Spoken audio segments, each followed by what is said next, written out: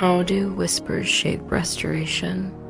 In their truest essence, spoken words hold no sway over healing. The real spark lies in yearning, the silent call of the soul. What you seek with your deepest longing, you will find.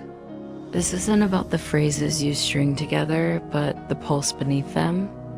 Often, the words you voice tangle with your heart's cry. Sometimes they align seamlessly. It doesn't shift the outcome.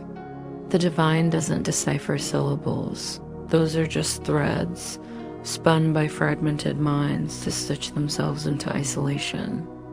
Words can be a lantern for beginners, guiding focus and fencing out stray thoughts like weeds in a garden. But let's not lose sight. They're merely echoes of echoes. Twice distance from the raw truth dot as markers, words pin down fleeting images.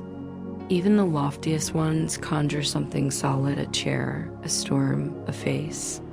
Without that tether in the mind, they drift like smoke, useless for mending anything. The soul's longing doesn't chase after trinkets or trophies.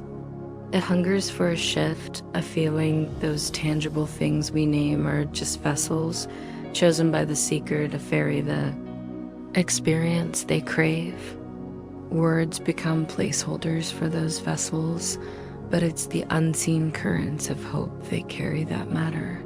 If your soul whispers for the treasures of this earth, you'll taste its flavors, bitter or sweet. When the heart calls for these, they arrive because they're welcomed. No plea from the depths goes unheard in the asker's own eyes.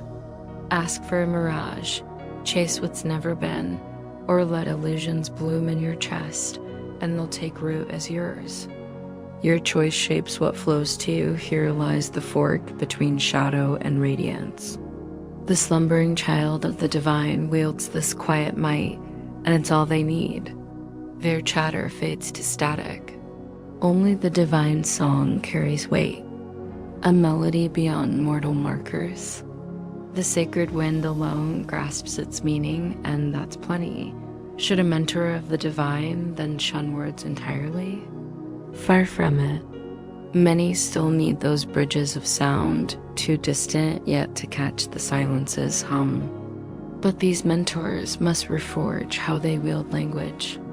Step by step, they learn to let their tongue follow a higher call, releasing the reins of their own script. It's a dance borrowed from a deeper truth. I'll ease back and let the guide carve the path. They take the phrases handed to them, offering them as freely as they're received. The weight of their words isn't theirs to steer. They tune in, they hear, they speak. A stubborn snag in this journey is their doubt about the whispers they catch. Sometimes those echoes jolt them or seem to drift miles from the riddle at hand. They might even nudge the mentor into awkward corners, spotlighting flaws they'd rather cloak. These are just ripples of judgment, flimsy and hollow, born from a brittle self-image they're shedding like old skin. Don't weigh the words that rise, share them boldly. They shimmer with a wisdom far beyond your own crafting. Behind the symbols of the divine's mentors hums the divine song, and the divine itself lends their words the breath of its spirit, lifting them from mere noise into a summons to the eternal.